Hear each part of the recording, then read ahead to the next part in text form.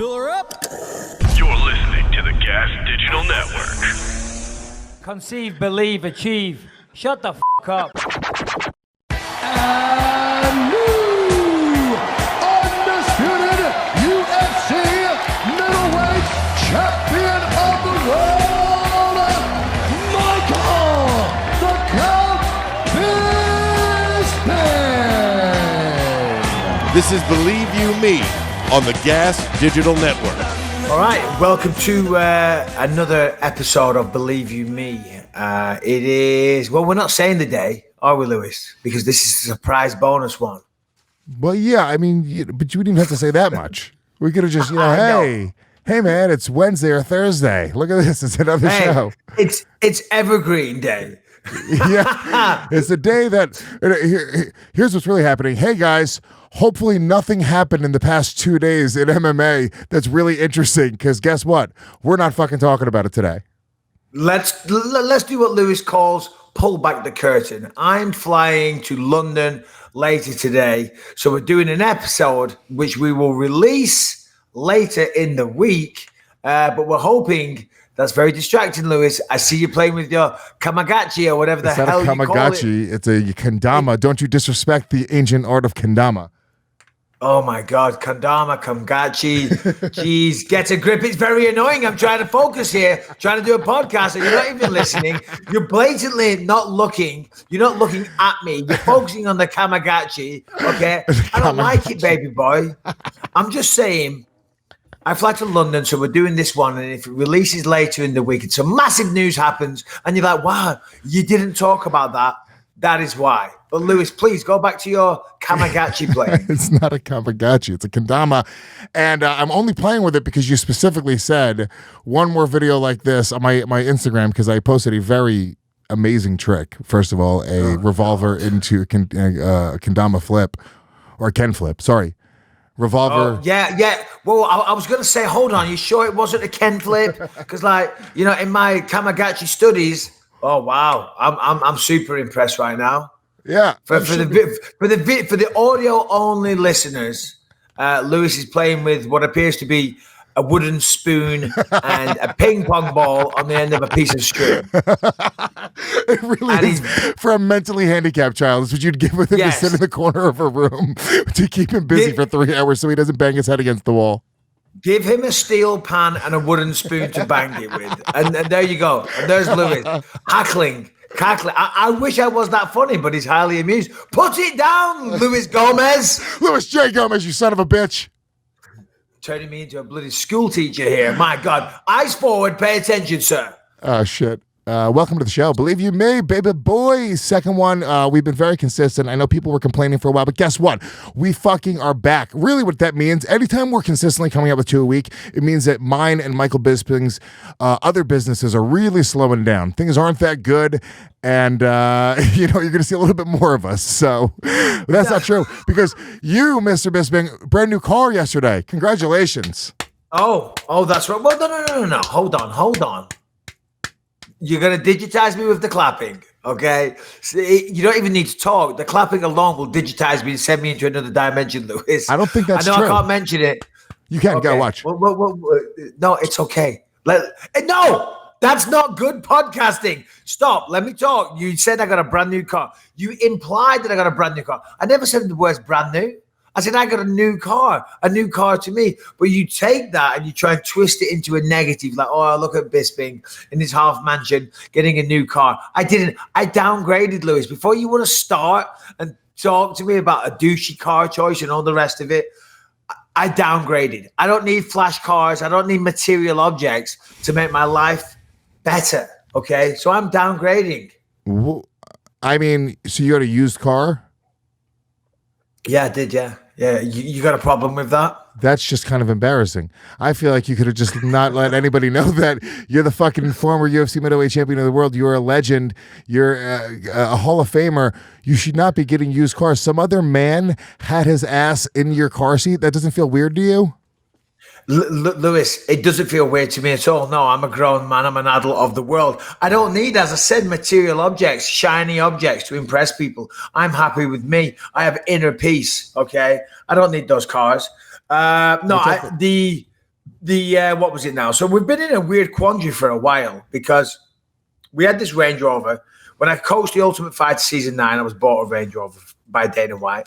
And then when I did the next one, season 14, when we moved out here, we got another one, right? But the Range Rover, whilst being a fantastic car, I'm just going to say they don't really stand the test of time. And it's falling apart. It's literally falling apart. And Rebecca's been avoiding driving it for a while. She's actually been driving Callum's car, which has been sat on the driveway since his birthday last year. Still hasn't got his license. So she's been driving that. So we took the Range Rover in last night, traded it in for an Audi A6. And then today I'm taking the Maserati down and I'm trading that in for a new Range Rover. So it's all a little bizarre and a little weird, but we're playing footsie with the cars. Yeah, you're shuffling your luxury cars around and you're trying to tell me that this is somehow a downgrade. They're juggling luxury cars. The Bispings, that's how good they are. They get to just say, hey, fuck it, you know what, guys? Lift, car shift, and all the Bispings swap their fucking awesome cars. Wow. Like a hero move. Car shift. Like Transformers. No, yeah, so listen, there's logic to it. Because the Range Rover, I didn't think I'd get much money for the Range Rover because honestly, it's in a bad way. It's falling apart. The suspension is destroyed. It's fogged. Here's how bad the Range Rover got. And I don't know how you do this, but the start button, obviously you're aware these days you don't really put keys in new cars. You push a start button and hold down the brake. I don't know how she did it, but the start button has a gigantic hole in it. Okay, you could put your finger through the start button. So I don't know what Rebecca was doing and how heavily she was pushing that button. But that's how bad it was. That just gives you a little idea as to how beat up it was. So I thought we'd get next to nothing for that. So I thought if I take the Range Rover down, the Maserati, which is worth more than the Range Rover, and try and trade that in for a cheaper car, they're going to pull my pants down. Do you know what I mean? So we traded the Audi, the Range Rover in for the Audi and the Maz later on for a Range Rover. There you go. Boom. That was a terrible story. So essentially you've traded in the Maserati for an Audi. That's really what's happening here when it's all said and done. Yes. And that is a major downgrade. Your amazing Maserati for a used Audi, a 2001 Audi. Yes, it's a real ramshackle piece of shit, Louis. Yeah. One door, it's a different color. It's got one of the headlights is broken. It's got dice in the mirror though, which is nice.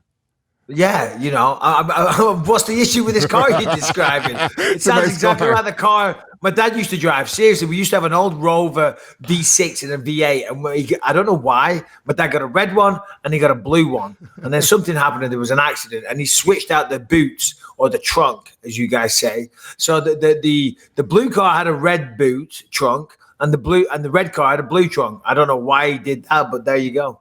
I love it. What was your first car? My first car? Your first Me car. personally, not the family car. Let me see. My first car, what was it? It was a real piece of shit. I think it was a Renault Laguna. A Renault Laguna, which is a French car. I don't think you get them in America. Yeah, but a Renault Laguna. What about you, Luis? You ever owned a car? I mean, I know you don't need one in New York City, but you ever had one? Yeah, when I was where I grew up in the suburbs, I got my license when I was 16. So I moved to New York City when I was 19. So there was about 3 years where I drove regularly, and I had I had probably 7 or 8 piece of shit cars throughout that time because you just save up $700-800. Oh, there's a Renault Laguna. Mine did not look anywhere near as nice as that. That looks like a nice one. That's good. By the way, when I was driving that Renault Laguna, that died on me because the engine just fell out one time as I was driving along. It was 3 o'clock in the morning. Me and my mate Jacko were driving back from doing a DJ set somewhere. DJ Mikey B and Jacko back to back. That was the headline attraction. We're driving home. It's 3 o'clock in the morning. We're driving along. It's 3 o'clock in the morning. And for some reason, we're like, what the fuck is that? And literally the engine had just fallen out of the car. And then when the police pulled up, we were a little bit fucking sketched. There might have been a couple of beers ingested. Not that I was driving. I'm like, I'm driving. I can't have much, but I definitely pushed it to the limit. So you're a little bit worried and nervous when the cops show up and you're like, well, hold on. It's 10 o'clock now and I'm not driving home till 3 in the morning. So if I have 3 now, it's probably worn off by the time I drive home. But you know what I mean? You're like, but come 3 o'clock in the morning, I'm good. I just want to see the the real version of this as you're fucking just downing a bottle of gin? No, because I used to drive to my DJ spots every week. Do you know what I mean? So I wouldn't drink and drive. But as I say, 3 little bottles at 10 o'clock, you can get away with that if you're not driving home until 3. You know, the body will break that down. But what you don't plan on is the car breaking down and the cops questioning you in the middle of the night as you're stranded in the middle of a busy road. And then the cops say, "What's your name?" And you say, "Michael Bisping." And then my buddy Jacko, his real name was Michael Jackson. And they'd say to him, "What's your name?" He'd say, "Michael Jackson." And they'd be like, "Oh, all right, comedian. What's your name?" He said, "No, seriously, Michael Jackson." He would have that everywhere he fucking goes. He would never believe a word he said, Lewis. They'd be like, "And what's your name?" You were like, "The artist formerly known as Prince." I swear to God. Yeah, I swear to God. But yeah, there you go. New car. What's new with you, Lewis? Nothing much. I mean, it was my niece's birthday this weekend. She turned 4 years old. Very, very cute. Beautiful little girl. Yeah, I'm sure. My sister's annoying, and we did the whole Disney trip, and it's fine. My sister came down this weekend with her, which is great, and we're trying to do more and more family stuff. And we decided to take her to Chuck E. Cheese in Harlem, which is, I don't know, have you ever been to a Chuck E. Cheese? I went to one. I've been to one a couple of times. When I first moved out here, we went to a kid's birthday party we were invited to, and Rebecca said, "I never want to go to a Chuck E. Cheese ever again." Yeah. And then Lucas was actually scared of like the weird deformed fucking mouse that comes out. Yeah. That does look terrifying. He was terrified of that. He was like kicked out of Sesame Street. He's a fucking rat. I'm going to say the clientele was a little. I'm not being a snob here, but it was a little sketch. There was some. It was a sketchy part of town. Some riffraff, we'll say. There was definitely some riffraff. There was some riffraff happening, It was a riff-ratic scene.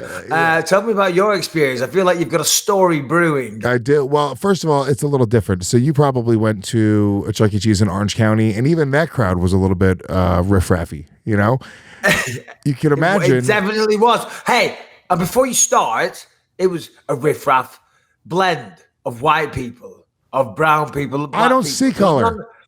Yeah, me neither. Before you think I'm judging you or your Chuck E. Cheese types, okay? It wasn't for me, okay? Look at that fucking thing. That is a creepy ass. And can you imagine the pedophile or the pedophile that's been beneath that mask, smiling and grinning like that? Anyway, tell me about your story. What happened? So, I was there and I brought my niece, my son, and my 82-year-old aunt, and my sister, and the kids are all playing, and I'm trying to win tickets for my niece because it's her birthday, and I want to win her as many tickets as possible. Yeah. Before we get into this, who was 82 years old? She's my great aunt. 82 years old going to Chuck E. Cheese. I mean, that woman deserves a fucking medal. Yeah. I'm 40 years old. You won't get me in a Chuck E. Cheese. I can only imagine the miserable bastard I will be if I make it to 82 years old and like, do you want to come to your niece's party at Chuck E. Cheese? No. No fucking way. No. I want to sit at home. No fucking way. Watch some TV. Definitely. That's it. But you know what? Yeah, anyway, go on. It's keeping her alive now. Like, honestly, we have kids now. It's sort of like keeping her young. She helps out, and it's really nice. Anyway, I love my aunt. She's awesome. She came to Disney World with us. Fuck Chuck E. Cheese, dude. She was at Disney World wheeling around a fucking park for 5 days straight like a warrior. Good for her, man. 95 so that's who that was. So that's who, because I saw it on your social media, because I was like, listen, I know Lewis is broken up with Kim. Like, he's really falling off. I'm like, Jesus Christ, is that his new model? He's fucking traded Kim in for that. I didn't want to say anything. I'm like, but fucking hell, Lewis, you got to up your game, buddy. Yeah. Yeah. First of all, thanks for saying that my aunt is not hot. My poor 82-year-old great aunt. You wouldn't fuck her? Pull up a picture of her, Brian. Listen, you would for courses. Horses, whatever you're into. You know what I mean? If you like old ladies, then that's your thing. If you like paralyzed old ladies that need pushing around in a wheelchair, again, that's how you get your sexual kicks. She was not paralyzed. That was a scam. We were scamming the park into allowing us to get on the buses first, get in the front of the lines. We had the fast passes for certain stuff, but being in that wheelchair, let you cut a lot of stuff. That's not my aunt. That's me at the aging app. That's the best accident Brian's ever done. He thinks that's your aunt. It's Lewis after the face up, looking all old. He's like, yeah, I have the picture of your aunt. He's teed up perfectly. No, what was I going to say? No, you're absolutely right. You hit on something there. My mum, she had polio when she was a kid. Here we are. There's Lewis and his hot piece of ass. Yeah. Sorry. Me and my son are having a good time with her. Oh dear. No. My mum had polio when she was younger. She doesn't walk very well. And whenever she flies here now, the airline take on a wheelchair, from the gate to the plane and all the rest of it. So whenever she came out here a while ago, every time she'd come, we'd take her to Disneyland because she's in a wheelchair. And if you're in a wheelchair, you go straight to the front of the line. And my mum, every time she would come, would be like, I don't want to go to Disneyland again. I've seen it. I've done it. We're like, Mum, you've got no fucking choice, okay? Because you're in a wheelchair and we get to go to the front of the lines. So suck it up, be a good grandparent. You are coming to Disneyland. Yeah. I mean, what is she going to do? She's definitely not going to run away. She has to do whatever the fuck you say. Yeah, no, exactly. All right, Mike, real quick, let's talk about sheath underwear, which I love. They're so comfortable. They're revolutionizing the underwear industry. Not only is their underwear incredibly comfortable, but it's the first underwear that I've ever worn that has a dual pouch for your downstairs area that keeps everything in place. It doesn't feel like anything else. You know how, listen, guys like me and you, I don't want to brag, okay, but I got a lot of stuff going on downstairs sometimes. It's dangling all over the place. I got a 6-year-old kid. Sometimes it hits him in the face. You got to be careful, okay? So the sheath underwear. You do have to be careful. That sounds like sexual abuse of a minor, okay? You do have to be careful. But let me tell you, back to the underwear. Sheath underwear is made out of modal, Lewis. It's moisture wicking, breathable and flexible, which makes it the best underwear to wear during these hot summer months. And especially if you're well endowed like Lewis, it has a nice little pocket you can put your little man in. Yeah, I like it. It's like I feel like I'm a kangaroo. I put my little baby. I put my little baby in the pouch. You have a little pouch. Well, let me tell you this, though. I'm going to steer away from the pouch. I'm going to steer away from the penis talk. I'm going to steer away from child porn as well, if you don't mind. But what I will tell you is that these things are very, very comfortable. They fit well. They look good. They're great designs. The fabrics are nice and soft. You don't even feel like you're wearing underwear. And, of course, it does have that pouch as well. So everybody needs underwear. I need some new underwear right now. Send me some new ones because I do like them. Callum went away to San Francisco University for 2 weeks and went into my room and stole all my underwear. So I need some more. So I will be going to sheathunderwear.com so I can get the most comfortable underwear you'll ever wear. And if you want to do that and you go to sheathunderwear.com and you use the promo code Bisping20, you will get 20% off your order. Also, they ship anywhere in the world and they also have a facility in England. So all the UK listeners, please buy the same underwear as me and we can be connected like that. Go to Sheath Underwear, SHEATH, sheathunderwear.com. Use the promo code Bisping20. Stylish, comfortable, good designs, innovative. Give it a shot. Bisping20 is your code. Okay, let's get back into it. So go on, tell me. Sorry, pardon me. So we're at Chuck E. Cheese. I'm trying to win them tickets. The kids are off playing. My aunt's literally just sitting there, just waiting for it to end. And I just keep on coming back to her and giving her all the tickets that I'm winning. So I'm kind of putting them in her. She's got a big purse. So I get hold on to these tickets. I keep on going back to the, certain games I'm pretty good at. I figured out how to, win 50 tickets at a time, 75 tickets, 25 tickets. I'm pretty good, okay? So one game I'm playing, and you have to push this thing down, and it's broken. The game won't end. I just keep on pushing this fucking thing down. It's almost like you got like a bomb thing, like an old-timey cartoon bomb. Yeah. TNT. And, so I'm trying to do it, and after like a minute, I kind of hit it hard, and the front of the machine pops open, and it hits me in the legs. And I look down. Riff-raff. Yeah, some riff-raff's about to happen. So I look down, and there is, just a never-ending supply of tickets that are just feeding out of the machine, and it's like that thick. Just the tickets are all stacked together. They're placed in the machine, and then they feed through, right? So it's like maybe a 2-foot thick, just hunk of tickets, thousands and thousands and thousands of tickets. thousands and thousands of tickets, but yet the best thing you could get was an eraser. Fucking tickets are worthless. They're worth nothing. Kids love to collect them. They are worth nothing. I'm like, please, can I just buy the best gift that you have back there? Do not make me go through this fucking charade of playing these games, dealing with the noise, collecting the tickets, trading the tickets in for a teddy bear worth $2.99. Can I just buy it? No. They do a ticket thing where the Chuck E. Cheese comes out and he does a dance with the kids. This Chuck E. Cheese didn't even fucking do the dance. He was so uninspired. He just walked out. Like, you tell the guy who normally plays Chuck E. Cheese didn't show up that day, so they had somebody in the kitchen staff have to put on the suit, and they do a ticket throw where he throws a bunch of tickets in the air, and all of these little kids fist fight each other over tickets that are worth a quarter of a penny each. That the best prize you can get is like a pair of those sunglasses from the 80s with the lines in them. Did they actually start fighting over the ticket? They violently wrestle for these tickets. And I just told James, I was like, James, stop. You're not going to wrestle on the floor with these other children. We're better than this. This was a moment where I was like, you know what? Michael Bisping's rubbing off on me. We don't have a half mansion, but we're not going to crawl around on the floor wrestling for tickets. So listen, James, we're not going to do that. We're going to wait until a clear winner emerges with all of the tickets. Then we're going to hit him with a club.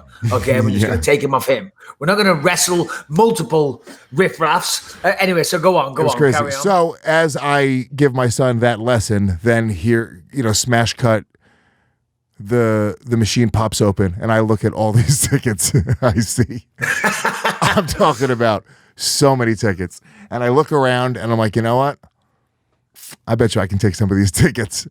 And I stick my hand in the machine and I grab, I'd say maybe an 8-inch thick hunk of tickets, and I just tear them out of the machine. Luis. What? Go on, carry on.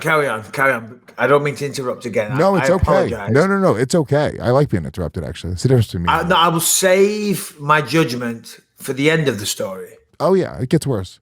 So I go over to my aunt with the hunk of tickets, and I'm being shady as fuck, dude. I have them, and I'm like looking around, like I've just robbed the cash register, and I go over to my aunt, and I say, here, take these, and I put them in her bag, and then I kind of do a little bit of a loop around. I go check on the kids. So I was like, oh, hey, Jen, I go to her, and I'm like, hey, it's my sister. I was like, Jenny, I was like, just got a bunch of tickets. Wink, wink. I walk away. I love how you think that you're like some master criminal stealing the most worthless items on earth. You're like, hey, Jen, listen, we did it. Yeah. We did it. We're fucking scamming this place proper. I know the hardworking people working for minimum wage and they're really trying to scrape a living together, but fuck them. I've ripped them all off. Continue. Well, yeah, it's my niece's 4th birthday. I'm trying to get her the best prize possible. And now, now it's there. Now she can get whatever she wants. It's incredible. Okay. I feel like a champion here. Okay. And they're just these worthless tickets. Who gives a shit, right? They can put them right back into the machine. It means nothing to anybody. So I go back over to my aunt and I'm like, all right, give me the tickets. And I want to just go get the receipt for the tickets that I stole. And I also am curious to see how many tickets I got because it's a lot. So I go over to the machine to put it, because you got to feed them in the machine, and the machine slowly just pulls all the tickets in the machine. So I start to do it. And as soon as I go to put them in the machine, a guy comes over and puts his hand on my shoulder, and he's a security guard that works at Chuck E. Cheese. And I'm like, oh, hey. He's like, where'd you get those tickets? And I'm like, right over there at that machine, which was not a lie. Yeah, no, of course. 100% the truth. Did he accept your altered carbon, your altered truth? No, he did not. He called over another security guard. Are you saying that I co-host a podcast with a Chuck E. Cheese ticket thief? Yeah, 100%. Not only that, but convicted. I mean, it became. They start to go like, and I'm downplaying. I'm like, yeah. I was like, the machine, it was broken. It opened up. I just saw the tickets. I just grabbed. Yeah, no big deal, right, guys? So the guy pulls out a badge. And he's like, well, I'm an undercover cop. God. And then, but here's the thing. No way. He's not an undercover cop. He's a liar. He's got like shitty jeans on and like these fucking dirty boots, and he's got a toupee, and his beard is like dyed black. He's not an undercover cop. Whatever it is, he just works there. He's just some shitty Chuck E. Cheese employee, like private security guard, making sure kids aren't being fucking. Hold on. Which is worse? shitty Chuck E. Cheese minimum wage security guard or the guy that shitty Chuck E. Cheese minimum wage security guard is accosting for stealing the tickets, which are designed to be payback for the children. The children is to give them an incentive to play, revel, enjoy themselves, throw caution to the wind. Forget about the stress of the year 2019. Just be innocent and play. But Lewis goes in there, takes away the innocence, turns it into a crime. Who's the worst person here, Lewis? The guard or the criminal? You're making some good points. I can't argue with you on any of these things. I am a lowlife, okay? This is probably my lowest moment as a father, okay? So security, they come over, they're like, oh yeah. And he pulls out these bags, he's like, this is a crime. You understand? You're stealing tickets. And I'm like, I'll pay for the tickets. Like, whatever you want to do. It's not really a big deal. They're like worth a quarter penny each. They literally are worth like a quarter penny each. I looked at the value. Probably less. I would say eighth of a penny. An eighth. Well, you need a lot of tickets just to get yourself an eraser or a biro, a big pen. That would cost you 20 cents. You need a lot of fucking tickets. Well, you can actually buy the prizes. So that's why I know that, because in the past I've talked to him about it. I was like, am I going to buy this fucking prize because my kid wants it? So in my mind, I'm going, all right, well, I'll just buy him. He's like, that's a crime. You're a smart guy. You're a smart guy. You fucking did the math. You reverse engineered it. He's like, listen, there's 1,000 tickets there for a pen. A pen is 30 cents. They're worth an eighth of a penny each. Here. And you pulled out your wallet with your vast plethora of single dollar bills and flaunted them in front of his face. He said, here, take them. Yeah. Carry on. What happened? So he goes and they start checking the tickets, like to see if like they're doing this act. Like they're pretending that they know the serial codes on stolen tickets. They're like, oh, let me see. Are these he's like, oh, yep, they're stolen. And I'm like, you don't know. The fuck are you talking? Check the serial numbers. What are we doing? It's a big fake scam. Like, you guys are both fine. You got me. What do you want to do here? All I'm trying to do is not make a scene so my kid, my niece, my aunt, and my sister don't see me. I'm trying to avoid them seeing me being accosted by the security guards. And then they go, yeah, we saw you put them in that lady's bag. Where are those other tickets? And I'm like, oh, fuck. Please don't go to my 82-year-old. Oh, my God, Lewis. This is so bad. This is bad. Continue. So we go over to my aunt, and she's just like mortified, and they're digging through her bag, and she's like, what happened? And I'm like, oh yeah, there's the ticket thing. They're just making sure they're not stolen. So then they take out these tickets and they start going through them like they're looking at the serial numbers again, like they fucking know. And I'm like, yeah, these are ones that we won. And he's like, yep, these are all right. And I'm like, it's just retarded. So and then I was like, all right, well, the machine's right over there. And I told them what machine it was. And then they're like, all right, sir, don't steal tickets again. And I was like, all right. Oh, my God. You got busted at Chuck E. Cheese stealing tickets. Wow. Jeez. Don't tell James that story when you're older. Hopefully he forgets it. Hopefully James forgets that. But, listen, it is what it is. You got to do what you got to do. You need to steal tickets at Chuck E. Cheese. Would you not have done it? If you need to borrow some money, just let me know, okay? Would you not have done it? If you need to feed James, let me know. Go ahead. All right, it's like a wallet is on the subway tracks or a wallet's on the street, and you see the wallet. No, I don't care what position you're in life. You're going to fucking, or you're going to kick that wallet underneath the park bench, and then you're going to go look, you're going to take the cash out of it, and then you're going to mail everything else to whoever else, or you're just going to fling it into a lake. Depending on how much time I have that day. I'm going to pick up that wallet. I'm going to look inside it. I'm going to look for some identification and then say, hey, anybody lost a wallet? Anybody lost a wallet? And they'd say, yeah, I did. I'd say, what's your name? And if it doesn't match, the name of the wallet, I'm handing it into the authorities. What if he just says, how about I just take it from you? Fuck you. What's your name? Give me my wallet, bitch. Now I'm fighting over a random stranger's wallet. And you get arrested for strong arm robbing his wallet from him. I'm protecting this person that does not exist, that in my mind, I don't even know, it could be a bad person, but I'm saving this wallet. You are not taking this wallet from me. I will fight to the death for this wallet. You are not taking it. I am getting the credit for handing it in and being a good citizen. Even if that means, assaulting an innocent person. The rule should be if there's cash in the wallet, the person who finds the wallet keeps the cash as long as they give the wallet back and try to find the person who the wallet belongs to. The price of losing your wallet with cash in it is you lose the cash that was in your wallet. And it's just part of the universe. There's nothing wrong with that. There's nothing morally wrong with that. That is the rule. I think that is the rule. If you find money and you take it to the police station, I think after a certain amount of time, if nobody claims it, you get it. It becomes yours by default after a certain amount of time, if I'm not mistaken. That's not what I'm saying, though. What I'm saying is if I find your wallet in the street, I'm taking the cash out of it, and that cash is now mine.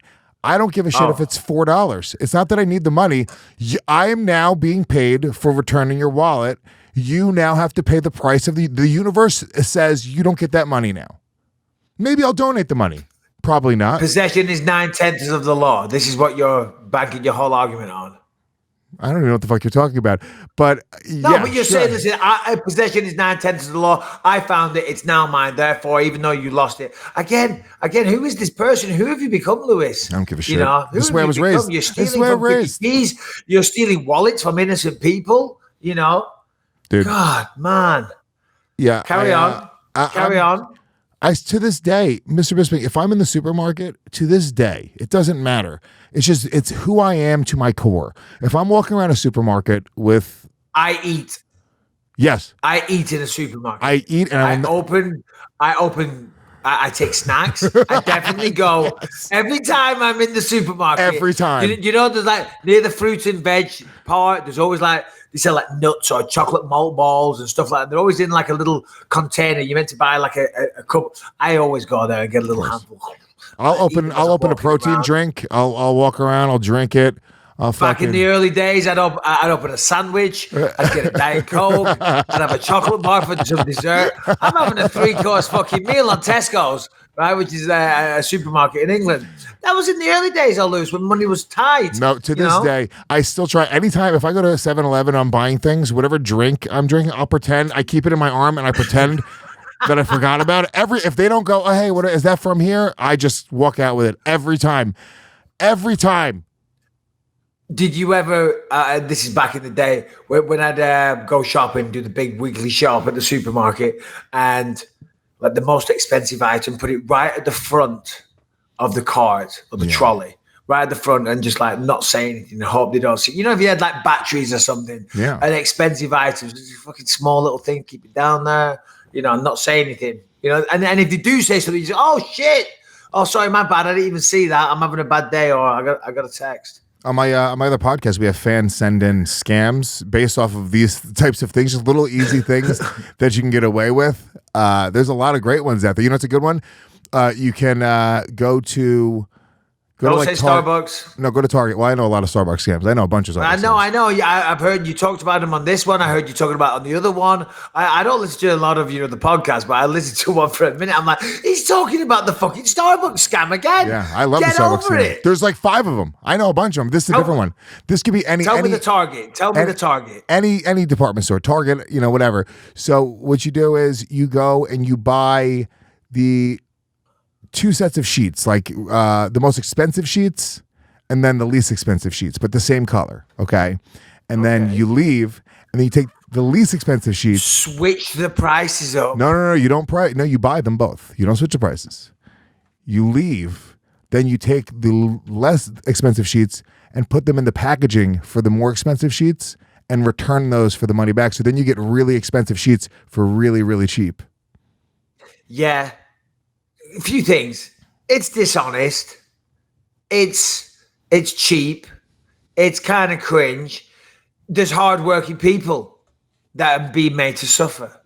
You know, that Target could have been on the verge of going out of business. Okay, right. It's not doing well in this day and age with the giant that is Amazon. You know, the retailers are really suffering, Lewis. You know, it's hard enough to make an honest living in this world without people like yourself going in there and scamming. They're just trying to provide a service. I mean, you need somewhere to buy bed sheets. They sell bed sheets, but they didn't predict on, someone like yourself just robbing blindly from them. I fail to see why you're so proud of this, Lewis. You can call Gillette You can just call them and just say that your razor broke. Just be, yeah, my razor broke. And then they're like, oh yeah, can you give me what type was it? Like, yeah, it's a Mach 3 turbo. They're like, all right, can you tell me the serial number on it? Like, oh no, I threw it away. Yeah, it broke yesterday. I threw it away. They're like, all right, cool. And they'll just send you a fucking certificate to go buy a new razor. But listen, they ask for no proof, not even a picture. It's crazy. Listen, again, you know why? Because they're good people. They're assuming that this desperate fool on the phone, right, is telling the truth. He must be telling the truth, because who calls up and wastes all this time? He's been on hold for an hour and a half, gone through multiple call centers to get reimbursed for $3.99 or whatever the hell a Gillette Mach 3 costs. It's like fucking $15, first of all.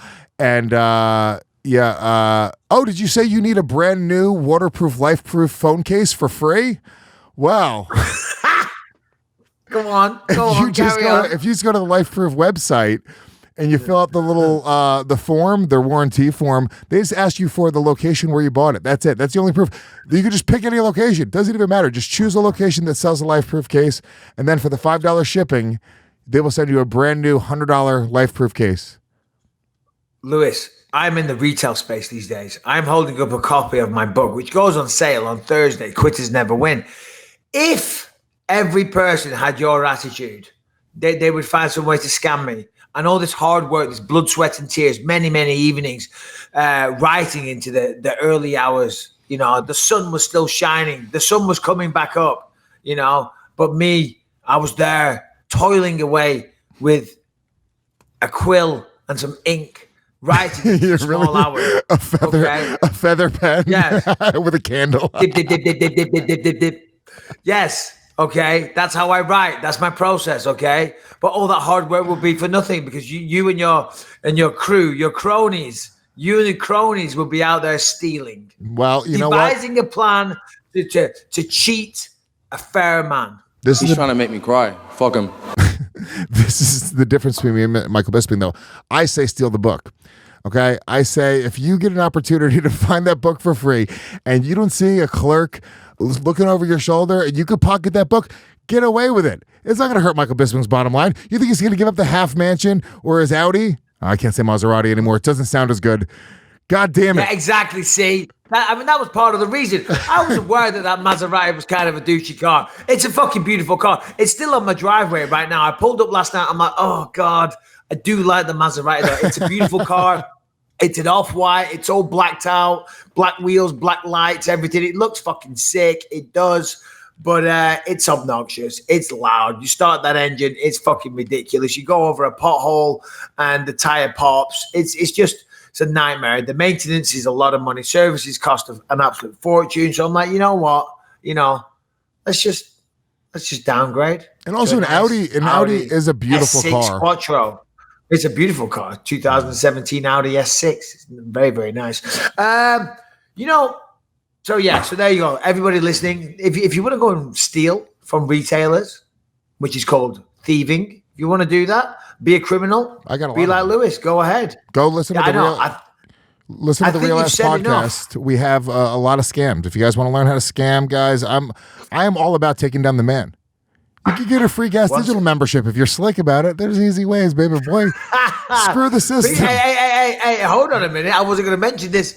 People are trying to not screw the system. I had somebody message me, say, I have subscribed to Gas Digital for a while, and they haven't taken payment out of my bank. Yeah. They're not charging me. Said, I am trying to be a good Gas Digital subscriber, but they don't take my money. So, Luis, you're the opposite of a thief. You are giving people. I know. You see, that's the problem. You're too busy trying to scam elsewhere that you're not looking down on your own doorstep and seeing what's going on. You know, you can't see the wood for the trees, Luis. I'm like Robin Hood. Yeah. You're the opposite of Robin Hood. I agree with you, Mike. Thank you, guys. Thank you for just agreeing with Mike. Can we get any drops that agree with me? Is there any of do we have any of those out there? Something? We need to get some. Nothing. Mike, let's talk about Whoop really quick, which we're so excited to have on the show as a sponsor. That is WHOOP. They are perfect fit for the show. It is the phenomenal tool that's changing the way that people track their fitness and optimize their training. Basically, it's a heart rate monitor for your wrist that connects to their app and gives you the absolute best analytics, insights, and everything that you need to know about your recovery, strain, and sleep. After every workout, Whoop will give you a strain core that allows you to know how strenuous your workout was actually on your body. And you'll get training tips based on your body's recovery time to take all of the guesswork out of how hard to train and how hard to push your body for optimal training. You would need to go and spend thousands of dollars with legitimate personal trainers, people who understand exercise science. This is really, really high level stuff. I love it. Yeah, no, absolutely. In this day and age, it's all about working out intelligently as well as hard. You're going to push yourself, and Whoop won't help you do that. You're still going to push yourself in the gym, but it will give you all the analytics of what you need to work out smart and sensibly. If you're going to push yourself, if you're going to get your heart rate higher, if you're actually pushing your heart rate too high, if you're getting out of that optimal fat burning zone, all these types of things, if you're going to increase your rest period or decrease your rest period, Whoop will tell you all of these types of things. And it also has a built-in sleep analyzer. The sleep coach will analyze your sleep cycle, sleep quality, consistency, and even provide optimal sleep times based on how strenuous your workout was. And the good news is that it straps to your wrist and it has a 3-day battery, so you don't have to charge it every other minute. That's right. In fact, it lasts 5 days. What am I saying? In 5 days without needing a charge, you're going to get a ton of incredible analytics and tips to optimize your performance. So if you're working out hard, you also want to work out hard and smart. So go to whoop.com, WHOOP, whoop.com, and use the promo code BELIEVE. You're going to get 15% off of a 12 to 18-month membership. You're working out hard, work out smart as well. Take a look at Whoop. So yeah, go to whoop.com, use the promo code BELIEVE. You are welcome. All right, what were we talking about? Anyway, let me tell you something. Yeah, the book. Look, the book, first of all, you haven't sent me a copy, which is a little bit disrespectful. You know that my favorite pastime is reading, okay? It's what I do with my time, okay? Here's the thing. I'm flying out to England later today to promote said book tour. And when I'm there, I'll be speaking to the publishers and say, listen, I need a number of copies to send out to social media influencers. People with a large media following. I'll sign it. I'll send it to them. Hopefully they put it on social media as a little thank you for the book. That's my plan. Also, when some giveaways for the fans. We could do some signed giveaways. 100%. Would you like to hear a little excerpt? I'm just going to randomly what? Page. Okay. An excerpt. Excerpt? Nope. Excerpt? No, you exert energy. You exert energy. And it's an excerpt. Excerpt. Excerpt, yeah. Excerpt. It's an excerpt. No, it's an excerpt. You don't pronounce the P. Yes, you do. You do not pronounce the fucking P. It's an excerpt. You don't pronounce the P. How do you pronounce it? Hold on. Excerpt. Oh, excerpt. Excerpt. Tomato. Okay. Potato. Nobody says potato. Excerpt. Whatever. I'm going to read you a little microsection of the fucking book, Luis. Okay. Microsection. I'm just going to randomly pull a page. Okay, page 13. On a summer's night in 1996, a man came to my apartment to kill me. I mean, if there's not a paragraph opening for you, I don't know what is. I'd moved out of the family home in April. I was 17, earning some money, and after growing up in a noisy house of 8, I couldn't wait to have the place all to myself. I'd found a fully furnished apartment for £67 a week. It was fully furnished with funky plastic furniture from the 1980s, but hey, £67 a week. What did you? Was this a fucking? It sounded like a Dr. Seuss story. A fully all the F's. There was so much alliteration there. I'll tell you the story. I'll tell you the story without reading it, because if I read it, it's going to take a while. You're going to build into these things. That's my writing style. I don't jump in full-fledged with both feet. I like to tease the reader, okay? Prime them up, get them lathered, get them juicy, but then sprinkle in extra details. That's just the way I do it. It's the way I write. It's my process. Anyway, so the story I'm telling there was a story. Well, not a story. It was a crazy weekend that happened to me. Lots of things happened leading up to it, but I'll just skip right to the point. We had a few heavy days with the boys, okay? And it was Saturday night, and I decided to go home. And everyone was like, it was like 10 o'clock on a Saturday night. And everyone was like, well, you're going to go home? I'm like, yeah, I'm tired, man. We had Thursday, Friday, Saturday night out. I'm like, I'm over it. I'm going to go home. Everyone was very surprised. I went home by myself into this shitty little flat, an apartment that I was renting.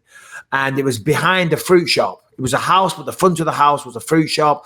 There was only one way into the house for me, which was round the back. The front, obviously on the main street, was a fruit shop, okay? So I go in, I go home, I lie on the couch, I go to the fridge, I grab a can of beer, I lie on the couch and I'm watching some shitty movie, right? As I'm watching the movie, I'm watching away and I think I hear, can you hear that? You hear that knock? Yeah. It's coming through the microphone. So I'm like, hold on, did I hear a knock? So I sit there and I wait. And then a few minutes later, I'm like, nah, put the TV back on. I'm watching. And then again, I'm like, hold on a minute, someone knocking on the fucking door or not? So I mute the TV. And I sit there and I wait. And there's nothing. And I'm just about to press the TV back on again when all of a sudden, a very gentle, faint knock. Very gentle, very faint. I'm like, hold on a minute, what the fuck's going on? Because if it was someone I knew, they'd just bang on the door properly, do you know what I mean, to get my attention. Why are they knocking very gently and then waiting 5 minutes in between knocks? I'm like, well, this is weird. So I creep from the front room into the kitchen where the back door was. The back door was in the kitchen, and I creep up very quietly. And I'm standing by the back door. And I'm there and I'm waiting. And I'm thinking, oh, I'm crazy. Well, geez, you paranoid bastard. And I'm just about to walk away. And sure enough, very gently on the door, I'm like, wow, what the fuck?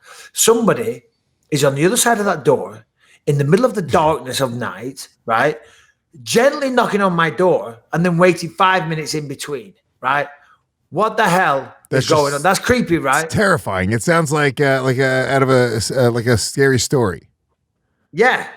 It gets a lot scarier. So I say to him, well, I say, hello?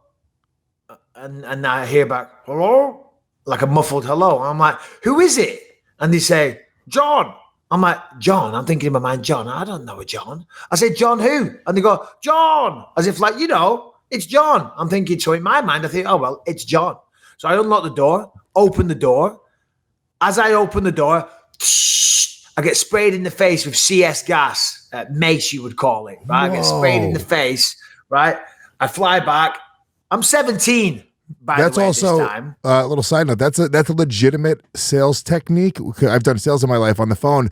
When you're trying to get through a gatekeeper, when you're trying to find the person who's like in charge, you call and you go, "Hey, can I speak to John?"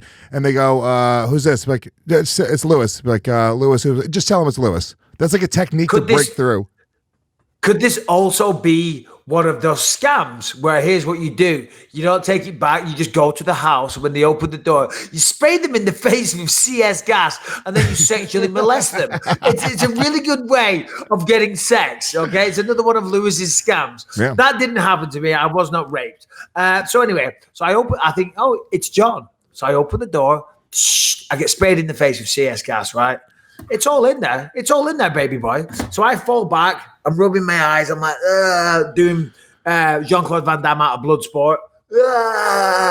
But it was kind of like that.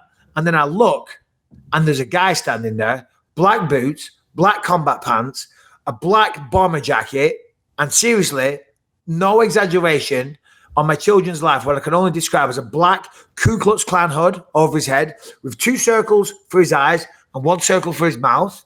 He's holding a petrol canister, gasoline, and he's fucking vigorously throwing gasoline all over the kitchen, all over me, just swinging it wildly everywhere.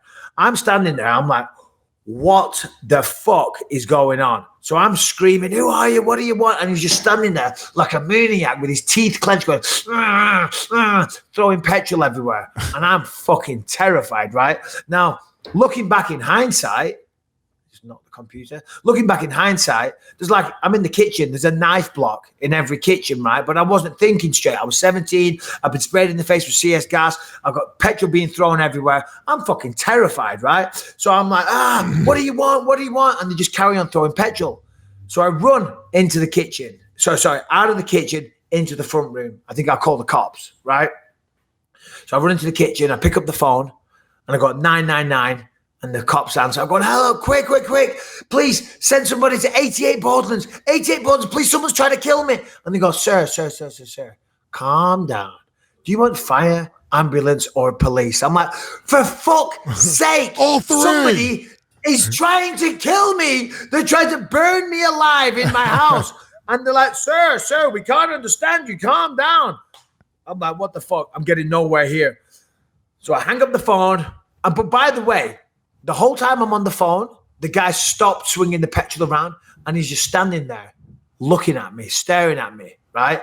And it's almost like he doesn't believe that I'm talking to somebody on the phone, right? So I put the phone down from the cops and I pick up and I call my mate. And I'm like, hey, listen, you got to get around here quick. Call the cops. Someone's here trying to kill me. Anyway, when I was talking to that person, it's almost like he was convinced that I was actually having a real conversation. And then he throws down the petrol and he pulls out a lump hammer from the inside of his jacket. You know what a lump hammer is? Like a small little fat hammer on a small piece of wood. No, but it sounds fucking horrifying. I know it's not going to feel good if you get hit with it. Yeah, he pulls out a lump hammer and just comes storming towards me with the hammer in his hand, right? As he's coming towards me, I'm on the phone still. I close the door. You got to look at this bit, Lewis. I need your I need your facial attention. No, I'm just good. Yeah. Sorry.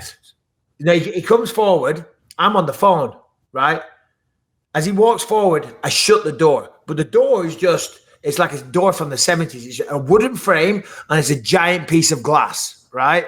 So I shut the door. I've got the door handle in one hand. I've got the phone in the other hand. I'm still on the phone, right? And the pane of glass is like there, about 2 inches from my face. He walks right up. He puts his face right up against the glass. So now there's about 3 inches between my head and his head with a pane of glass in between us. He gets right up against it. He pushes his head right up to it and he gets the hammer and then he goes ding, ding, ding, ding, ding on the glass. Yeah, there you go. That's a lump hammer, right? So he gets right up against my face and he's going ding, ding, ding, ding with the hammer. And I'm like that. I swear to God, it was the most scariest shit I've ever seen in my life. I was fucking terrified. I'm like, oh my God, this is a real life horror movie happening to me right now. So then my mind worked at 1,000,000 miles an hour. It was like a Minority Report or The Matrix or so. I had all these names up there at the top of came down to one name. Who could it be? Could it be him? Process of elimination. My mind worked very fast. I came up with this one name. And for the sake of the argument, we'll call him Bruno. And I said, is that you, Bruno? And then as I said that, the person took a step back. And that gave me all kinds of confidence because now it wasn't no longer a masked man with petrol and a hammer and a Ku Klux Klan hood. It's fucking Bruno. Who's and I dealt Bruno? with Bruno on Thursday. Some fucking dude that I might have had a run-in on Thursday night that was looking for revenge, right? So I said, is that you, Bruno? And then when I said that, they stepped back. And I'm like, it's fucking Bruno. So I opened the door. And I go for Bruno, trying to murder me in my own home. And he swings the hammer. And as he swings the hammer, I lean back and whoosh, it just misses. I felt the air from the hammer. He almost fucking got me. And he turns around, he sprints out the house. And as he's sprinting, I run after him. And then outside, like one of the neighbors, they must have had like a dinner party or something. They were all just like hugging at the car, giving him kisses on the cheek. Bye. He runs past, he knocks into them, knocks them flying. I run past and went, sorry about that, apologizing on behalf of the fucking would-be killer. He disappears into the night, gets away. I come back. I won't go into the house by myself. I'm still fucking terrified. I'm shaking up. Remember, I'm 17 at this point. And then the cops show up. And then after the investigation, here's what they figured out. Remember when I said I was on the phone to the cops and he was just staring at me and didn't believe I was on the phone? Well, here's what the cops found. Because I had all my DJ equipment in one of the bedrooms upstairs and some of the lads, they smoked weed and everything. So the window was always open, right? Oh. During the day, he'd climbed in through that window when I was out at the pub uptown. He'd climbed in through that window, gone downstairs, and there was a unit in the front room, right, with the phone on. And the phone, and then from that unit, there was a wire going up to the top. He climbed in during the day and cut that wire.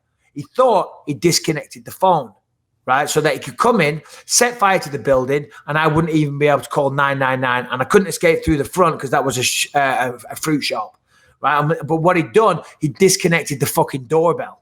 the dumb cunt. That's Right? hilarious. So when he was ringing the doorbell, he couldn't. You couldn't so that's why he was knocking. It's like, what the fuck, Jesus Christ! I swear this guy's got a fucking doorbell. That's why he's knocking, but he doesn't want to attract attention. But how fucking creepy is that, man? How creepy is that? So did they arrest Bruno? Well, they went to his house and he was tucked up in bed with his wife and kids, fast asleep. Because I said, I know who it was. It was him. And as I said, they drove there and they said, there's no way he could have got there in time. And so it wasn't him.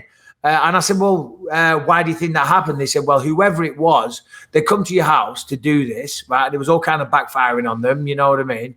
And you've thought it's somebody else. So they've taken that as an opportunity to leave and get out of there while someone else has got the blame. Do you know what I mean? Yeah. So when I said that and he took a step back, yeah, you see what I'm saying? Yeah. But it's so funny, the confidence in that moment where it's a psychological thing where you're like, fuck you, I'm going to murder you. And it wasn't even Bruno. So now you're just going after this attacker, which you could have done from moment one. You did the whole dousing of the house, the whole phone calls, the whole everything.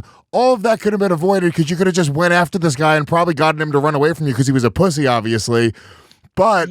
So hold on. The most terrifying moment of my life. You're basically saying if I just manned up and wasn't such a little bitch, then none of this would have even happened. When he CS gassed me in the face, I should have just been like, oh, fuck that. It's only a bit of CS gas. Come here, you dick. Give him a slap round the head. Give him a little nugget. Go on, get out of here, you little scamp.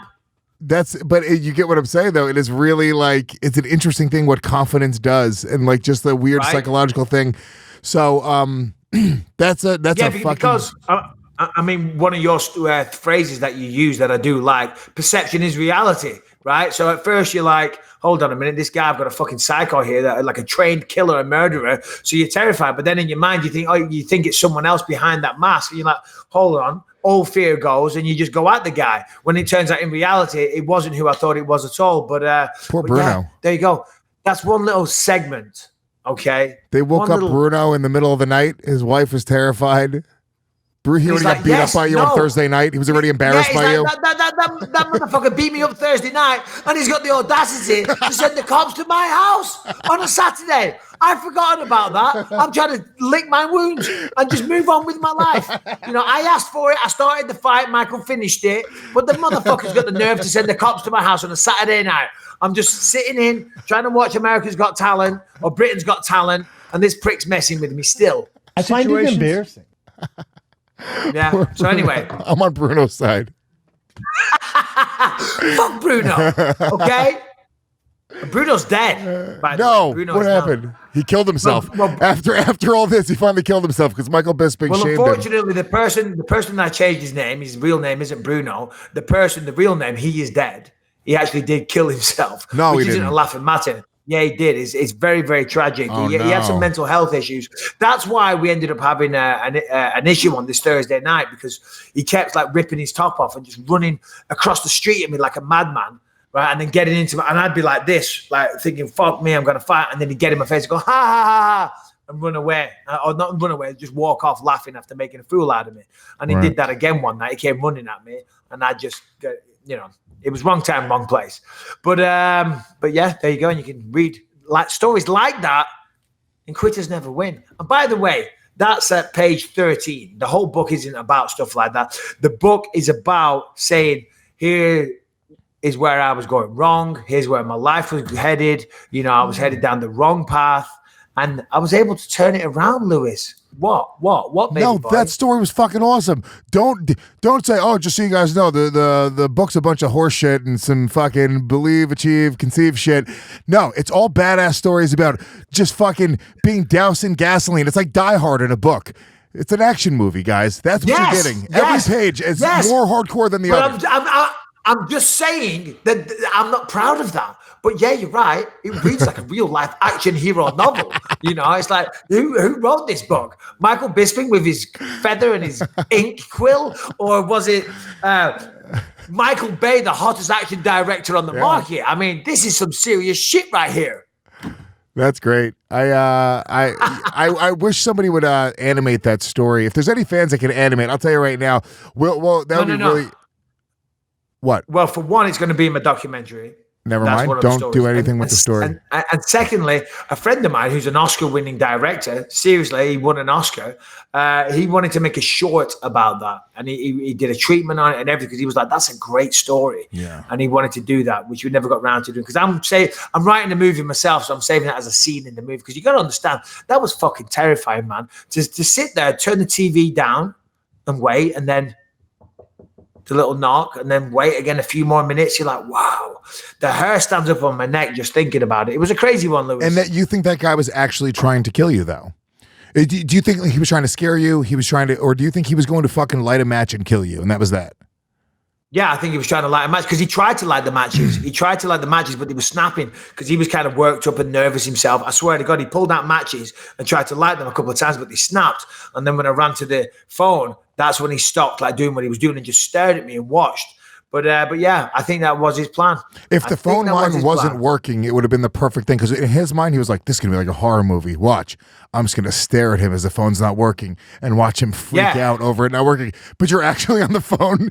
So it's just not the effect he's looking for at all. He's like, what the fuck is going on? He's making multiple phone calls, and he ordered a pizza in between. He's like, yeah, send me a 9-inch spicy mighty meat feast, please, extra pepperoni and easy on the cheese. It's like, what the fuck is going on? I'm trying to murder this motherfucker. He's ordering pizza. Oh, shit. That's a great story, man. I love it. God. Mike, real quick, let's talk about So Right, which I really love. I have one right here.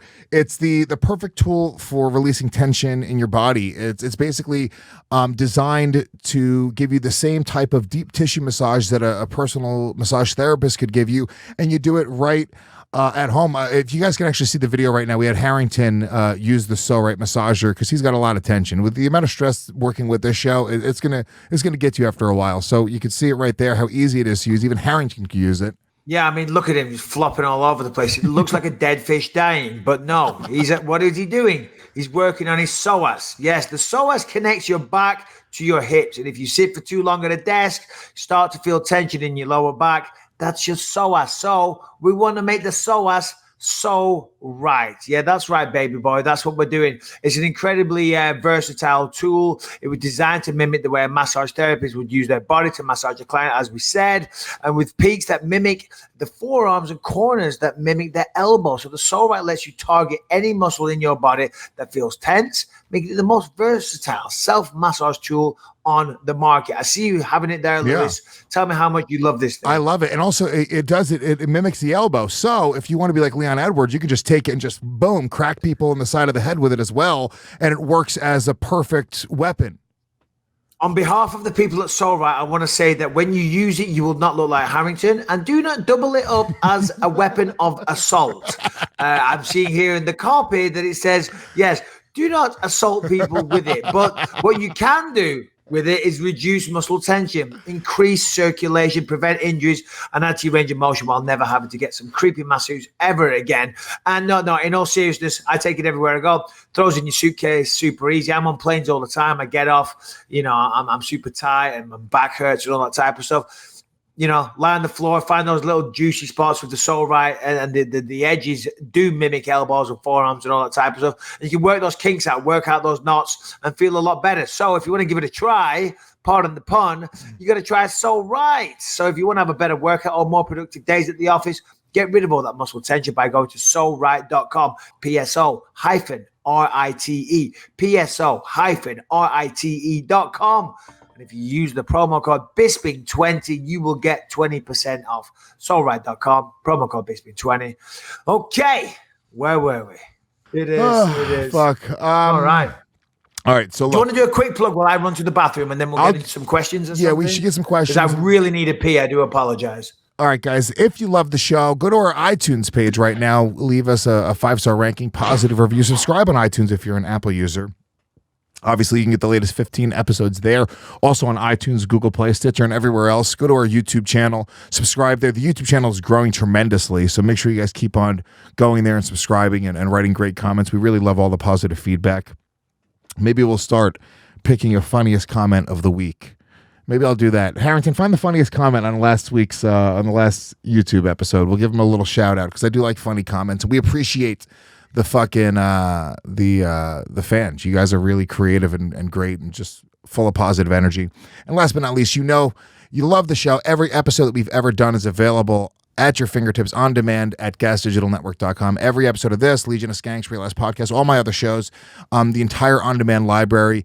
The Believe You Me episodes come out like a day early, so you get them before they go to iTunes or anywhere else. And you get we have a live chat, message boards, uncensored, ad-free, and more. Michael Bisping is back.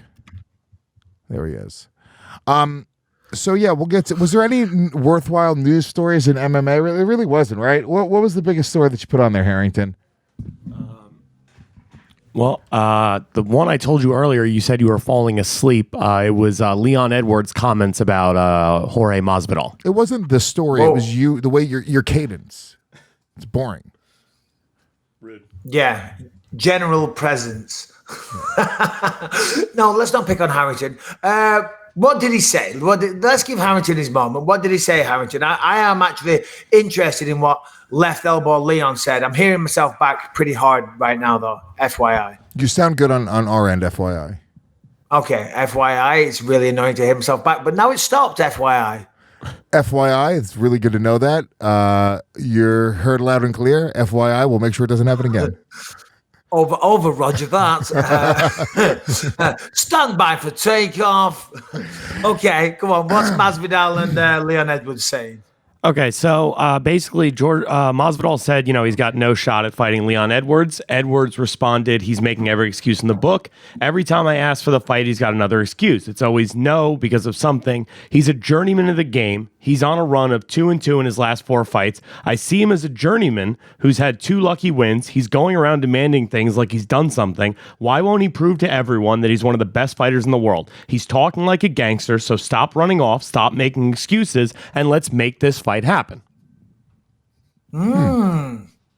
That's good. I like it. Talking a bit of crap. I mean, I don't want to comment. Me and Masvidal are cool, and he's coming on the show hopefully next week. So that's really big of him.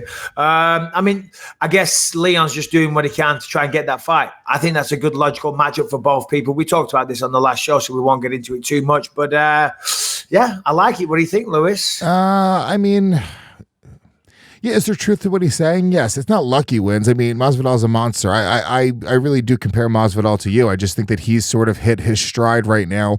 And I think because of that, I think Masvidal sees this as a major opportunity. He's got to look at his future and sort of where, how he's building his brand. There's people finally, like he's got real fucking fans that are behind him. He's, making press with every time he gets on a microphone now. So he's on a certain trajectory. And the upside of fighting Leon Edwards, there isn't much. They're sort of in a similar position in terms of where are they ranked at? What are the actual rankings?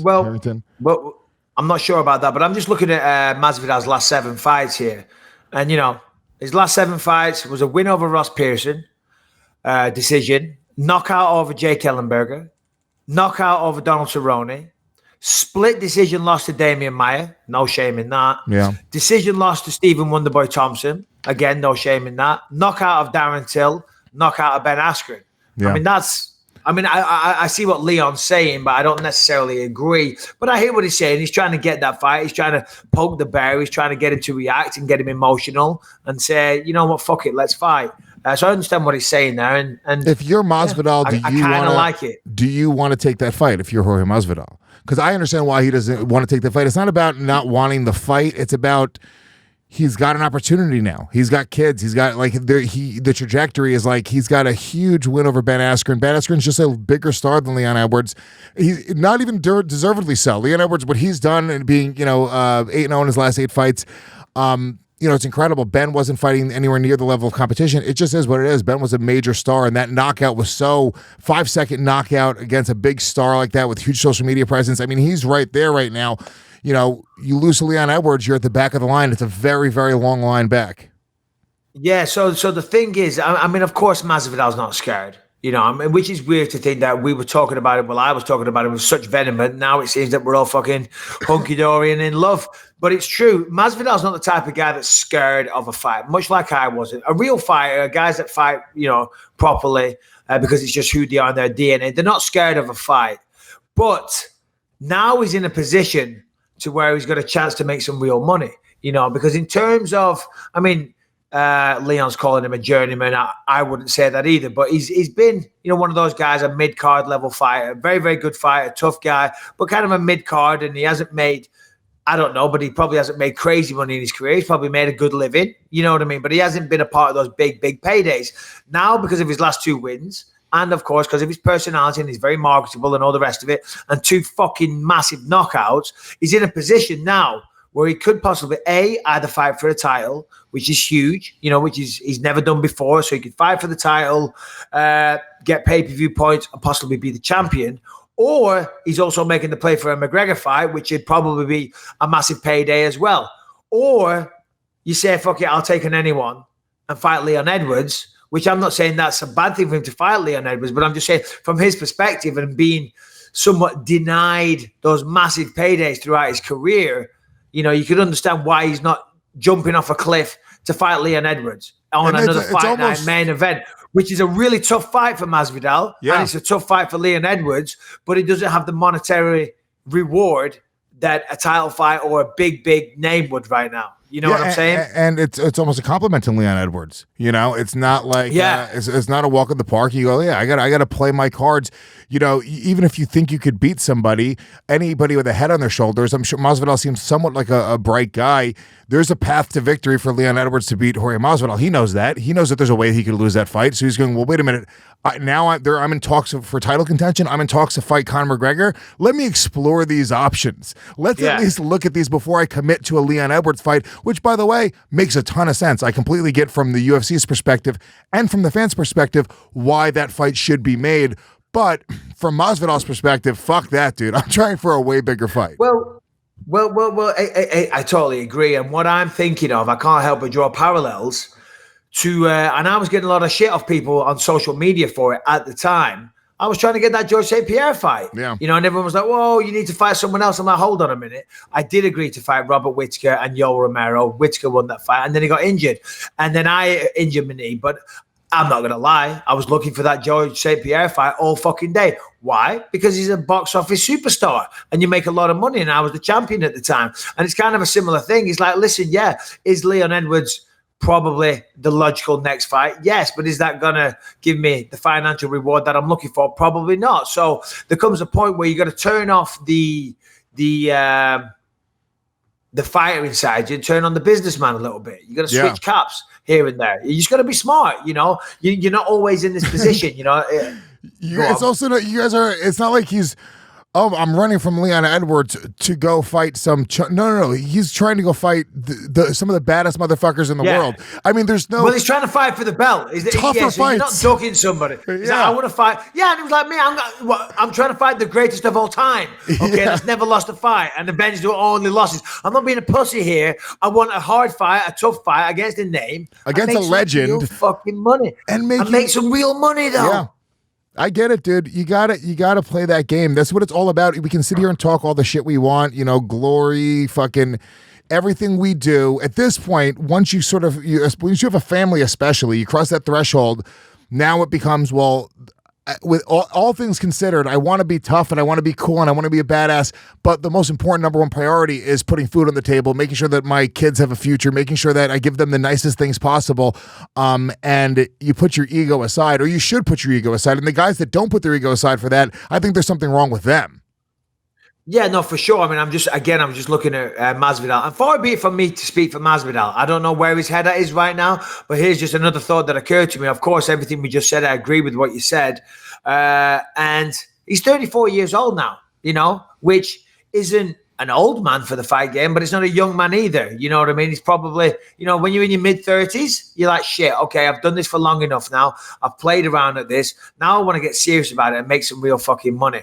I've built the momentum. I've built the hype. I've got some names on my record. I've got some big wins. And I'm just coming off 2 gigantic fucking knockouts that put me in shot or in place for a real money earner. So you're going to try and exploit that. And he's just being smart. Again, I'm not speaking for him. Maybe that's not his mindset. Maybe his mindset is like, fuck that. I'll take an all-comers. I just don't want Leon Edwards right now. Maybe in his mind, he's like, I already took care of Leon Edwards in London backstage, so fuck him. Yeah. I understand Leon's point of view. I understand Masvidal's point of view. I'd like to see them fight. I really fucking would. I would love to see it. Yeah, we obviously would, because the more we talk about it, the more like it becomes an interesting thing. It's almost like symbolic. We start to talk about it, you start to get more, the more, I guess, the appetite gets more and more fed for it. So let's do a few questions before we get out of here. I know this is it's not really a shorter show. It's got a regular show time here. But if you guys want to join the conversation, shoot us an email at bympod@gmail.com. You guys can email video questions. It's what we really want. Some good video questions. We also post it on Twitter. Follow us at BYMPod on Twitter. Obviously at Bisping, at Luis J. Gomez. And all that other jazz. So what do we got first? Video questions? Tell us the name before you pull up the video. The first one is from Ezra. Hey guys, Rick here from Pittsburgh. 1000. Recently I've been watching some old UFC vids and just wondering about this Conor McGregor Tyron Woodley beef. Just wondering if you guys think we'll ever see that fight play out, or do they had a lot of back and forth? And if so, how do you see that one going? Love the podcast there, fellas, really do. Mike, you're great. Lewis, take your shirt off, pussy. Oh, this guy is fucking awesome. I love that guy. Yeah, Lewis, take your shirt off, pussy. It's a fucking weirdo. It made me uncomfortable the whole time. I don't know why. It just made me... That was great. That was awesome. We want original content. We want funny stuff. We want a little production value. We want some creativity, a little imagination. I feel like our friend, what was his name? Rick. Ezra. Our friend Rick. Well, he said Rick in the video, and I guess Harrington's just reading Ezra. He did say Rick in the video. Where did you get Ezra from, Harrington? It's on his email. I mean, that sounds logical. I mean, if it's addressed and signed off as from Ezra, but I'll be honest, he looked like more of a Rick than an Ezra. Yeah. Ezra's a Jewish name, right? I think, and he didn't appear to be Jewish. Rick could be a Middle American name. He looked like he was Middle American. Yeah, he looked borderline racist. Yeah, borderline. Yeah, so, all right. Our friend Rick / Ezra wants to know the Tyron Woodley, Conor McGregor thing. I mean, listen, we're kind of, I don't even want to comment on that because it's doing a disservice to Conor and it's doing a disservice to Tyron Woodley. What I will say is that the weight classes are there for a reason. Woodley's a much, much bigger guy and he hits harder than McGregor, I don't know if McGregor would have the pop in his hands to hurt Tyron Woodley. He wasn't asking about who would win. He was asking, do you think that would ever materialize? Because they had that beef and they talked a lot of shit for a while. Well, I don't think now it would. I think if Woodley was still the champion, there'd be some possibility. And if he gets his belt back, once again, there might be that possibility. But whilst Tyron is no longer a champion, he's just a contender, it doesn't really make sense for McGregor. I mean, the thing is this, you got to remember, are we even going to see McGregor fight again? I mean, we're in August now. If he does fight again, why is he going to pick Woodley? So I don't think, and how many more times is he going to fight, He seems to, it's almost like it's become like a Brock Lesnar thing where it's like once every couple of years we might see him fight, and then we're going to see the sport catch up and then pass him by. I mean, the sport is constantly evolving and these guys that are constantly training for the toughest guys in the world, not, sitting on millions and millions and millions of dollars and living the best life possible. And by the way, I'm sure everyone would trade positions with Conor. Maybe there's more, there's more honor in, fighting 5 times a year and fighting on any person that wants to step to the plate. Fuck that. I want private jets and yachts, and I want my kid to be able to fucking do whatever he wants to do, and my great grandkids to be able to do whatever they want to do. It's like Evander Holyfield. Sorry to cut you off there. No, please. It's like Evander Holyfield used to say, it's a lot harder to get out and run at 5 o'clock in the morning when you're sleeping in silk sheets. And it really is, and for everyone, everyone likes to talk shit about him there, saying, he's gone soft. But that's the whole idea. That's what we get into fighting for. It's prize fighting. We do it to better ourselves and give ourselves a better family, a better future, and take care of our children. He's done that. He's nailed it. Do you know what I mean? So better family. So he's the Bispings. He's won the Bispings, well, listen, he's probably, everyone's going to have a side family out in China. Come on. But he's done it. He's nailed it. He did it. He won the game. Do you know what I mean? So he doesn't need to fight. And if he does fight, he'll do it because he enjoys it. He'll do it because he loves it, which he does, by all accounts. Yeah. I've never seen anything to suggest that he doesn't. But what does change is how hard you push yourself, how many hours you spend in the gym and all that type of stuff, because you don't need to anymore when you're fucking hungry. And I saw it a little bit myself when I was first coming up and I was flat broke. I'm like, fucking, I'm going to do this. I'm going to become the champion. I'm going to turn this around. I'm going to prove everybody wrong. And you got that drive and you got that fire. But then when you got all that money sitting in the bank, yeah, you know, you're doing it for pride and you want to show the world that you still got it and you can still beat anybody, but you don't push yourself quite as hard. And you might not go for that extra run. And you might think, you know what, fuck it, I will have that bowl of pasta tonight instead of having meat and vegetables. Do you know what I mean? Because why? Well, because you got the fucking money in the bank and you don't need it quite as badly as what you did before. And there's nothing wrong with that. That's just human nature. Yeah. I mean, you see it. You watch college basketball, those guys are hustling. They're giving everything they got. And then it's just, you know, they're trying to make it to the spotlight. And once you sort of get there, you push a little less hard, you know? Let's do one more video question because I do have to run and pick up my son after this. Who is this from? This next one? This one's from Armando. Armando. How you been, Armando? Hey, Michael Bisping. Hey, Luis J. Gomez. I just wanted to say, great job on the podcast. I've been watching since the beginning. But I wanted to ask you guys about Israel Adesanya and John Jones. So John Jones recently fought Thiago Santos, and he didn't look the greatest in that performance, and he even lost according to one of those judges on the scorecards, and according to some other people. What do you guys think about Israel Adesanya versus John Jones now? And do you think that Israel Adesanya in maybe 2 years... Pause it real quick. Maybe more... Luis, I guarantee that this is Ezra. This is Ezra. And the other guy's Rick. What do we think? I guarantee it. He looks Jewish. No, I don't think so. No, he's not. Oh, God. I mean, he does also look like an Armando. I got to be honest. Oh, yeah, he does look like an Armando. You're right. But I'm like, this guy looks like an Ezra. No wonder. Michael, it was on the email. Okay, sorry, my bad. Carry on with the question. Israel Adesanya versus John Jones. I jumped the gun. I wanted to give Harrington some shit. Let's play. More of a problem for John Jones than anyone else. Let me know, and I hope you guys have a great day. Okay. I apologize for cutting that off right near the end. But, Lewis, I'll let you take first stab at this one. Adesanya, John Jones. Adesanya giving him the most stylistical problems. What are your thoughts on said matter? I think John Jones probably too big for him. I think, you know, stylistically, yes, I guess they'd have a very interesting, fun matchup. But we saw Israel Adesanya. It's not like he just was like, oh my God, if he would have like blasted Anderson Silva out of the sky and like just knocked him out in, you know, 2 minutes after he embarrassed him, I'd be like, oh shit. But we saw him against Anderson Silva. He didn't struggle. He looked great. He beat him to the fight, but he sort of fought to his level. And I believe John Jones also fights to his opponent's level. And I think John Jones, that type of matchup, I think you'd see a much better version of John Jones. And I think he has a great camp. He's got great coaches. He's not just going to play this kickboxing game with him. It's going to be a much different type of fight. And I think he's just too big and too good at wrestling. I think Israel would struggle with John Jones. And Israel's an unbelievable athlete, but I just think for the size and style, it's going to be a really tough fight. Yeah, I do agree. I actually think that Israel matches up decently with him. I really do. I mean, I was talking to Israel on International Fight Week briefly. He's a big dude, man. He's a big guy. He's big for 185. And I think the point that Armando's trying to make is that Israel would, you know, nullify a lot of his natural advantages, height, reach, all that type of stuff. But we've seen Jones fight guys like that before. First one that springs to mind is Alexander Gustafsson, who's an even bigger person than Israel Adesanya.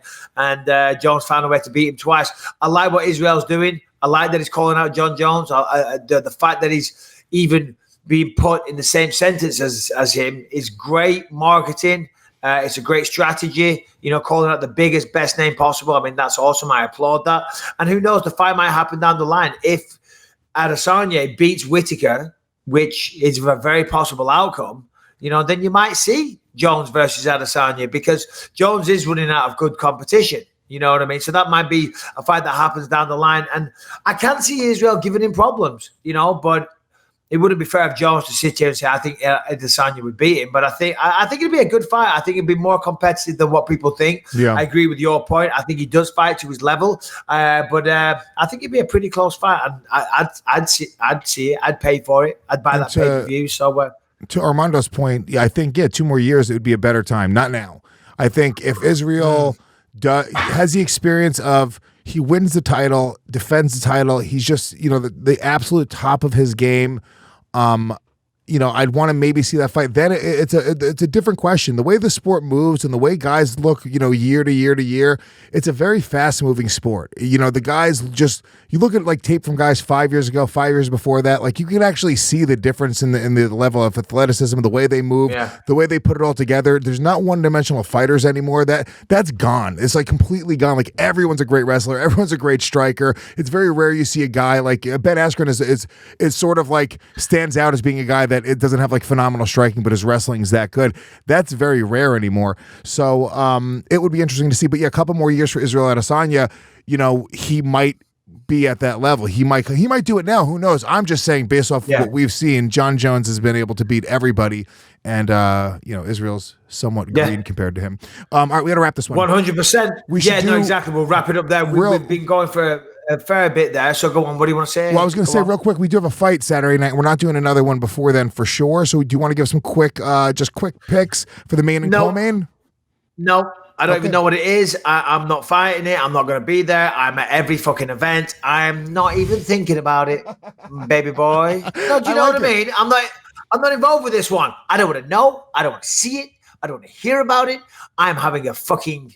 Well, I'm going to England, but I'm nothing to do with the fight. I'm Michael Bisping, author, okay? I wear many hats in this world. This weekend, I'm wearing the hat of an author, okay? Highly skilled, highly trained, highly educated author. And until next time, baby boys and doggies, thank you very much. Lewis, Brian, and Harrington, thank you very much. Lewis, anything to say to sign off on? Have fun in England, my brother. We will talk obviously while you're out there. He's bringing his microphone in case anything happens crazy. He'll have it on the road with him. Maybe if something crazy in the world happens of MMA, look, he said no. He's not even bringing the microphone. Not taking the microphone, doggy. Didn't get out of bed at this time of the morning to bring the microphone to England. Okay? The lightsaber stays here. We'll see. Good night. Bye. Bye.